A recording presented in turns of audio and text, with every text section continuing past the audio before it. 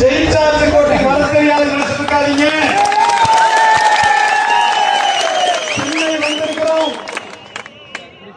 நீங்க கொடுத்த வாக்குறுதி நிறைவேற்றுங்கன்னு சொல்லிட்டு வந்திருக்கிறோம்.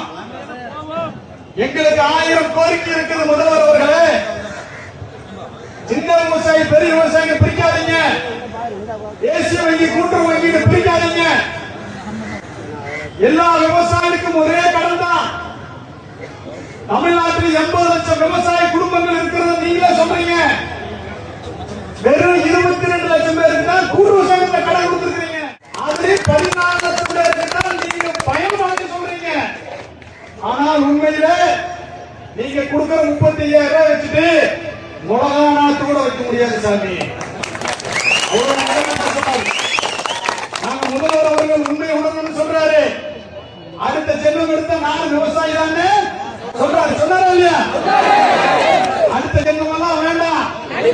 இந்த ஜென்மத்திலேயே உங்க அமைச்சரை பூரா கூட்டிட்டு வாங்க, நீங்களும் வாங்க. ஆளுக்கு நேரம் தரலாமா?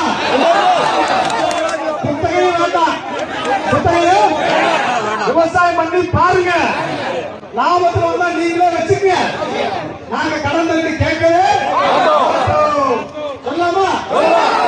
அதைத்தான் முதல்வர்களுக்கு சொல்றது என்னன்னா, விவசாயிகள் அங்கங்க போராடுறான், ரொம்ப கேவலம். உணவுத்துறை அமைச்சர் சொல்றாரு வெங்கட்ரமணன், விவசாயிகள் போராடுறாங்களா? நான் பார்த்தனே, என்னன்னே எனக்கு தெரியலங்கிற இந்த அமைச்சர்கிட்ட இங்க வந்து பார்க்க சொல்லுங்க. இப்போ மயிலாப்பூர் இருக்கிற அமைச்சர் அவர்களே, இந்த கூட்டம் போதுமா, இன்னும் கொஞ்சம் வேணுமா? விவசாயிகள் ஒன்று சேர மாட்டாங்க, அங்கங்க கொடி பிடிச்சு கலெக்டர் ஆபீஸ்ல போயிருவோம் நினைச்சிட்டு இருக்கிறாங்க. இதைத்தான் கடந்த ஆட்சியில் திமுகவும் நினைத்தது.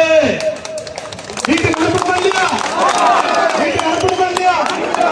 கடன் தள்ளுபடிங்கிற வாக்குறுதி கொடுக்க முடியாது. ரிசர்வ் பேங்க் மாட்டேன்னு சொல்லுது. அதிகாரி ஒத்திக்க மாட்டாங்க. முக ஸ்டாலின் சொன்னாரா இல்லையா? இன்னைக்கு எங்க இருக்காரு? அதே மாதிரி விவசாயிகளுக்கு கொடுத்த வாக்குறுதி நிறைவேற்றாத யாருமே போறது எங்க கூட காணவே. அதைத்தான் சொல்றேன்.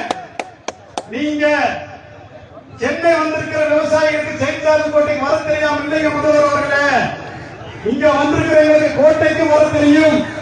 நாகரிகத்தையும் பண்பாட்டையும் விவசாயிகள் அன்பானவர்கள், ஒத்துழைப்பு கொடுக்கக்கூடியவர்கள் அப்படிங்கிறத காட்டுறதுக்காகத்தான் நாங்கள் அமைதியாக இங்கு காத்திருக்கிறோம். கூட்டுறவு சங்க அதிகாரியை விட்டுட்டு நகையால விட்டுருவேன், வட்டி வந்துடும், அபராத வட்டி வந்துடும், அடுத்து கடன் வேணுமா